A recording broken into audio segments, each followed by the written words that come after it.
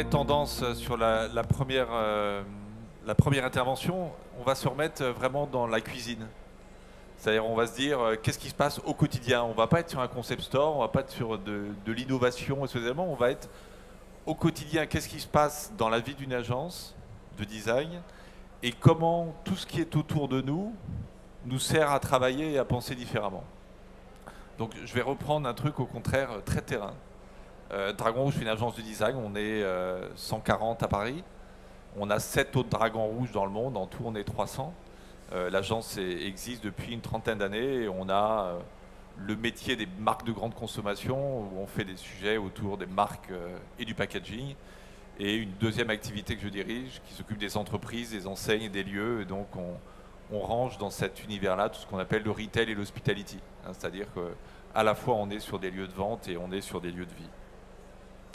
Et en fait, j'ai juste choisi 4 cas, je crois qu'il y en a 4 ou 5, qui sont des choses faites ces deux dernières années et qui vous montrent comment on travaille différemment à partir du moment où la technologie évolue. C'est vraiment, on s'inspire de ce que la technologie nous permet de faire pour faire des choses qu'on n'aurait pas pu faire quelques années auparavant. Donc je ne suis pas dans l'anticipation, je suis dans la vraie vie et de ce que vous êtes capable de livrer au quotidien. Quand on est chez Europcar, par exemple, vous connaissez la marque Europcar, et c'est une marque qui un jour est passée en dégradé. C'est-à-dire c'est une marque, à un moment, la techno nous permet de passer en dégradé sur le logo, alors qu'auparavant, c'était des aplats. Et quand la marque était des aplats, c'est une marque verte qui utilise en même temps du jaune. Et ça veut dire qu'en retail, vous verrez sur la majorité des agences Europcar qui sont encore à la génération actuelle, qu'on n'a pas encore retraité parce qu'on est en train de lancer le déploiement, en fait, c'est des agences qui sont striées. Vous avez tout un système graphique de vert et de jaune. Si vous mémorisez votre agence Europcar près de chez vous, elle est striée, on a des séries de stries. Et à partir du moment où la marque est passée en dégradé, on s'est dit qu'il va falloir aussi accompagner dans l'ensemble de l'environnement ces jeux de couleurs. Et on est passé d'une dimension industrielle d'une marque en dégradé avec des couleurs qui se collent les unes aux autres, au contraire, à un système progressif, d'être beaucoup plus soft. La problématique de la location automobile, c'est qu'en fait, vous êtes stressé. Globalement, vous louez une voiture, vous êtes stressé. Parce que ce n'est pas votre voiture, vous n'êtes pas habitué, vous dites qu'est-ce qui va se passer avec la franchise, si j'ai un truc, voilà. C'est un paquet de stress. Donc on a essayé de faire des ambiances qui soient au contraire beaucoup plus soft. Et le soft et le dégradé fait partie de ces environnements-là. Et donc au fur et à mesure, on est allé multiplier les couleurs et on est allé traiter des dégradés. Et vous diriez à un designer auparavant de déployer un réseau en dégradé sur tous les murs, c'était un truc hyper compliqué. Au début, on avait des gens qui allaient au pistolet et qui essayaient de faire du dégradé au pistolet, mais on n'arrivait jamais à suivre, on n'arrivait jamais à être bien horizontal et tout. Et là, l'impression numérique nous a permis de vous suivre là-dessus, de basculer en dégradé avec des papiers peints numériques et des éléments qu'on a pré-imprimés et qu'on est allé poser. Donc, des choses toutes simples, je veux dire, c'est pas révolutionnaire, mais aujourd'hui, ça permet de travailler ces univers de couleurs, et ça, on le fait sur des films, on le fait sur du print, des éléments, et tout l'esprit maintenant d'Europcar est passé sur ces logiques du multicouleur, des systèmes de ton sur ton et de camailleux qui finissent en dégradé sur des murs ou sur des surfaces verticales. Et ça, encore une fois, il y a quelques années, on n'aurait pas pu savoir le faire. Et puis, on est en train d'anticiper. C'est-à-dire, on sait qu'aujourd'hui, vous allez dans une agence Europcar et on se dit que probablement dans 10 ans, toutes ces agences seront mortes. Parce que vous serez directement avec votre smartphone et vous irez du smartphone au parking, sans passer par l'agence. Donc parce que vous aurez une application qui vous permettra de suivre comme ça. Donc on s'est dit qu'en fait, la prochaine agence, c'est pas l'agence, c'est le parking. Donc notre sujet à nous, c'est de commencer à brander les parkings. Faire en sorte que les voitures, sur leur parking, deviennent des agences. Donc pour faire ça, il faut aller mettre des esprits et des valeurs de marque dans les parkings. Et pour ça, il y a les couleurs. Et donc ça veut dire que c'est les systèmes d'impression, c'est les systèmes de peinture, c'est les systèmes de mise au point des parkings pour que les parkings deviennent progressivement les lieux brandés qui vont remplacer, à horizon de 10 ans, les stations. Voilà, donc ça c'est comment le design vit avec la marque, vit avec la techno et vit avec l'évolution du digital. Je change. Je change d'exemple avec un exemple de cette année, La Paire. La Paire, on est sur une enseigne que vous connaissez parce qu'elle a une super notoriété. Elle existe depuis 1931 et c'est une enseigne au début qui est née d'un seul métier, c'est-à-dire je fais des portes et des fenêtres. Et même en 1931, je ne fais pas des portes et des fenêtres sur mesure, je fais des portes et des fenêtres en série. Ça bastonne, on a bénéficié ensuite de toute la reconstruction de la France après la guerre et tout. On a construit, et les gens allaient dans des dépôts chercher leurs portes et leurs fenêtres pour aller refaire leur maison. Ça a été le métier historique de La Paire. Et au fur et à mesure, La Paire a ouvert ses métiers. Au-delà des portes et des fenêtres de la menuiserie, ils sont lancés dans la cuisine, ils sont lancés dans la salle de bain, ils sont lancés dans les placards, ils sont lancés... Et puis, ils ont empilé des métiers. Et on s'est aperçu dans des études d'image, aujourd'hui, ce n'est pas une enseigne qui va bien. Hein, c'est une enseigne qui est partie à Saint-Gobain, mais qui souffre. Parce qu'en fait, elle a un moment voulu tout faire. Elle s'est dit, je suis presque comme un Leroy Merlin, ou je suis presque comme un Castorama, et je vais ouvrir tout mon champ d'expression. Et il s'est aperçu qu'en essayant de vouloir tout faire, et en étant beaucoup plus petit que les gros, en fait, au fur et à mesure, ils ont perdu leur identité. C'est-à-dire qu'on ne savait plus pourquoi on allait chez La Paire. À part que La Paire, il n'y en a pas deux, tout le monde sait dire ça, mais on ne sait pas ce qu'il y a derrière. Enfin, voilà, c'est la force d'un slogan, mais ensuite, le contenu est passé. Et donc, l'exercice qu'on a fait cette année avec eux est allé, ce qu'on appelle recristalliser un positionnement, une idée centrale, et on est allé rechercher un truc un peu historique, hein, qui est de dire qu'en fait, La Paire, c'est les menuisiers de la maison. Et on est allé reconstruire autour de cette idée centrale une identité.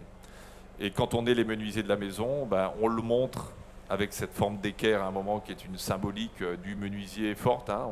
On n'est pas en douceur, au contraire, le menuisier il fait les trucs bien droits, il fait les trucs orthogonaux, il enclenche et ça nous permet de déclencher tout un univers de marque.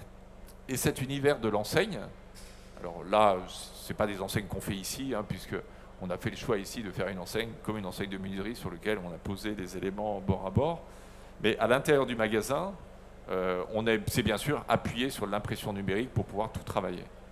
Et notre enseigne, en fait, en équerre, est devenue une équerre qui est passée en mode 2D, 3D et tout, qui va nous accompagner sur l'ensemble du magasin. Et là, on est sur de l'impression classique, hein, sur l'ensemble de nos technos, mais on est allé concentrer les regards, faire un vrai discours de spécialiste. Les plafonds sont repassés au noir, on a concentré la lumière, on est allé retravailler, on a fait un vrai travail de qualité puisqu'on avait dorénavant un métier parfaitement assumé autour des menuisiers de la maison et on a développé derrière tous les batteries de service qui ont été brandées et sur lesquelles on est allé travailler. Et donc nos équerres, par l'impression numérique, sont devenus des équerres qui sont venus encapsuler et traiter tous nos systèmes de signalétique à l'intérieur du magasin. Et notre équerre 2D est devenue une équerre 3D pour pouvoir travailler. Et ça, on l'a fait parce qu'on pouvait imprimer directement en numérique sur l'ensemble des panneaux, sans se compliquer la vie. Et encore une fois, des technos, 5-6 ans en arrière, on n'aurait pas pu faire un magasin comme ça. On n'aurait pas pu faire un magasin comme ça au prix où on l'a sorti. On savait le faire techniquement, mais là, on est vraiment sur des prix qui sont parfaitement industrialisés et tirés pour pouvoir le faire. Autre sujet. Alors ce sujet, c'est Areas. Vous connaissez probablement pas cette marque. En fait, Areas, c'est la filiale d'Elior qui est destinée aux concessions. Donc en fait, c'est toute la restauration dans des univers concédés. L'univers concédé, c'est la gare, c'est l'aéroport, c'est l'aire d'autoroute, c'est tous les endroits sur lesquels en fait, vous allez acheter une concession d'usage de votre marque pendant 10 ans, pendant 8 ans ou pendant 15 ans en fonction des niveaux de concession. Et là, on a fait un exercice. D'ailleurs, je ne pense pas qu'Areas assure la restauration ici, mais vous avez un point de restauration là-bas. En fait, ils sont venus nous voir en disant, on est complètement à l'opposé d'un jeu de marque et d'un système de marque. Ils se sont dit, on est au parc des expositions de la ville de Paris, donc on est à Viparis, à Porte de Versailles. Et en fait, on voudrait créer un système de restauration qui se libère des marques. C'est-à-dire, puisque je suis dans un hall d'exposition et que mes expositions sont très thématiques, à un moment je suis grand public, après je suis B2B ou quoi que ce soit, et mes halls d'exposition accueillent des événements différents, il faut que mes offres de restauration aient la souplesse des expositions qui rentrent. Et le dispositif qu'ils nous ont demandé, c'est de travailler à l'envers, c'est de dire, trouvez-nous le système de servuction fonctionnel pour pouvoir délivrer une offre de restauration. Et donc, il nous faut de l'eau, il nous faut du chaud, il nous faut du froid, il faut pouvoir mettre en congelé, il faut pouvoir mettre... Voilà, on a tout le système fonctionnel. Et là-dessus, on va aller poser des enseignes et des marques différentes. Donc tout ce que vous voyez, c'est un peu des refs de travail par rapport à ça, tout ce que vous voyez, en fait, est magnétique, ou adhésif, ou velcro. C'est-à-dire qu'on va réhabiller des modules qui sont standardisés à des enseignes de restauration différentes. Et donc tout ça, on peut le faire parce qu'on a pu imprimer directement sur des matières et on a pu mettre en place en fait un système Lego. Et vous l'avez vu sur la première image, je vais peut-être revenir dessus. Cette première image, en fait, elle est dans une niche. En fait, on s'enclenche dans une niche le long d'un hangar de parc d'exposition. Et on peut même le sortir et on peut se mettre en plein cœur parce que tout est sur roulette et on peut le sortir en mode stand-alone et élément qui est au cœur des flux. Donc c'est vraiment des dispositifs très terrain, très opérationnels qui sont liés à un lieu qui va vraiment changer de nature et changer d'environnement. Voilà, donc à un moment, ça va devenir le lendemain un Factory & Co. Si ça Factory & Co. correspond mieux en termes d'enseigne, en tout cas au salon qui va l'accueillir.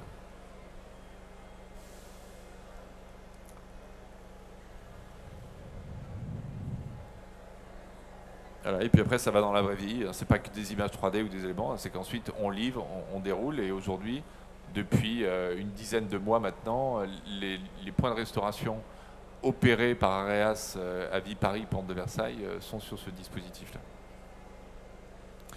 Dernière image, j'ai 2 minutes 56, donc je suis pile dans les temps.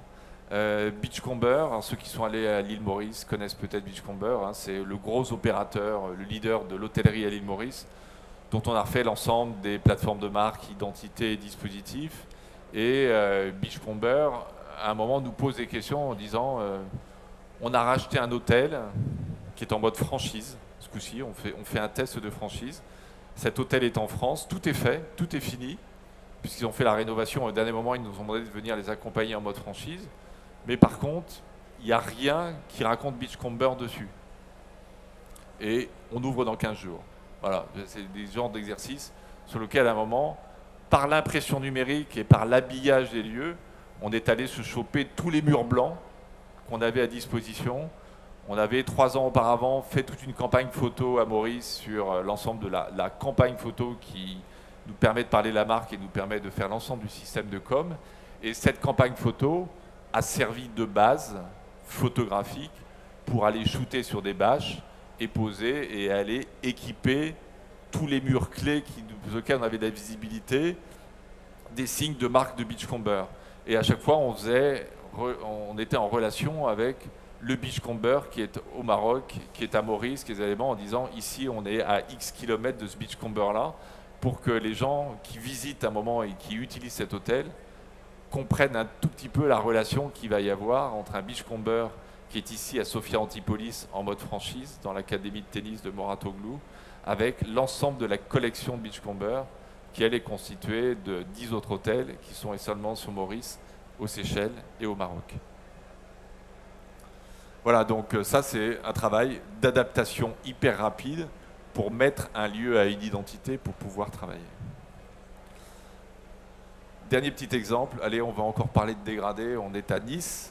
À Nice, on est à la plage. Alors à Nice, on est à la plage, mais là, on est à la plage dans l'aéroport de Nice, où en fait, on gère la restauration de l'aéroport de Nice avec des créations de points de vente. Celui-là a été opéré et on l'a monté avec Thierry Marx, qui est un bar plancha-restaurant et qui, sur la mezzanine de l'aéroport de Nice, alors quand vous êtes à l'international, hein, vous êtes sur le terminal 1, c'est pas sur le terminal 2 qu'on a l'habitude de fréquenter, nous, quand on fait un aller-retour Paris-Nice dans la journée, où on a monté sur la mezzanine un bar de plage. On s'est dit, on va récupérer, on est encore à Nice, on est sur nos derniers moments à la plage, et on a bâti tout un concept autour du bar de plage et du bar plancha.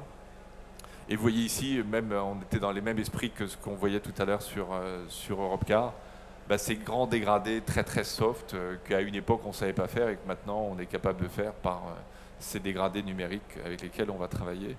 Et si vous passez par là, c'est ouvert, c'est bon et c'est sympa. Voilà, c'est bon.